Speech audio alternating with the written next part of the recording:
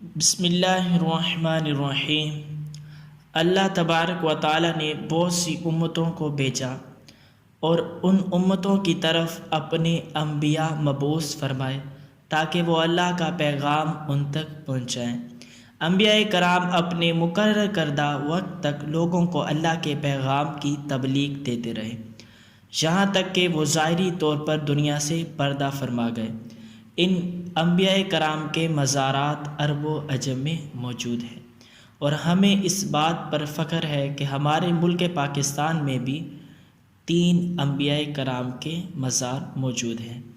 Video شروع کرنے سے پہلے اگر آپ ہمارے چینل پر نئے ہیں تو پہلے اسے سبسکرائب کر لیجئے اور بیل آئیکن کو بھی دبا لیجئے تاکہ ہماری ہر آنے والی نئی ویڈیو آپ تک پہنچ سکے۔ ویڈیو پسند آئے تو اسے لائک اور شیئر ضرور کیجیے تاکہ جن لوگوں کو ان مزارات کا علم نہیں ان کو علم ہو جائے۔ تو چلیں شروع کرتے ہیں۔ نمبر 1 پر ہے گجرات میں واقع حضرت حام علیہ السلام کا مزار۔ حضرت حام علیہ السلام حضرت نوح علیہ السلام کے بیٹے ہیں۔ یہ مزار 78 فٹ لمبا ہے۔ 1871 میں یہ دریافت ہوا اور 1994 میں اسے دوبارہ سے تعمیر کیا گیا۔ نمبر 2 پر ہے حضرت قمبیت علیہ السلام کا مزار، جو کہ حضرت آدم علیہ السلام کے بیٹے ہیں۔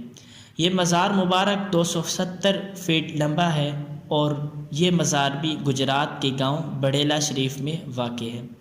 نمبر 3 پر ہے حضرت متوشق علیہ السلام کا مزار مبارک۔ یہ مزار KPK کے ضلع باجوڑ کے ارنگ نامی گاؤں میں واقع ہے۔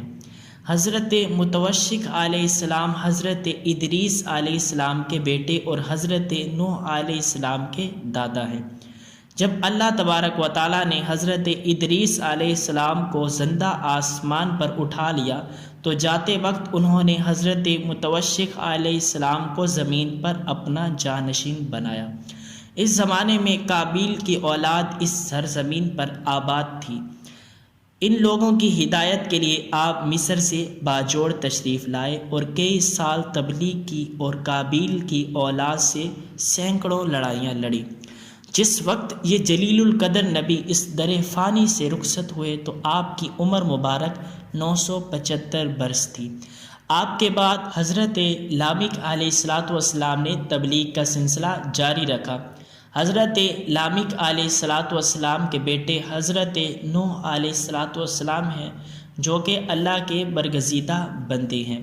حضرت متوشق علیہ السلام کم و بیش 10,000 سال پہلے گزرے اور کم و بیش 1,000 سال قبل محمود غزنوی نے آپ کی قبر مبارک کو دوبارہ سے تعمیر کیا اور آپ کے سوانح عمر کندہ کر کے پتھر کی تختی کو نصب کیا۔ یہ تھے ان انبیاء کرام کے مزار جو کہ پاکستان میں موجود ہیں۔ اگر آپ کا سفر کبھی ان شہروں میں ہو تو ان مزارات پر ضرور حاضری دیجیے گا اور میرے لیے بھی دعا فرمائیے گا۔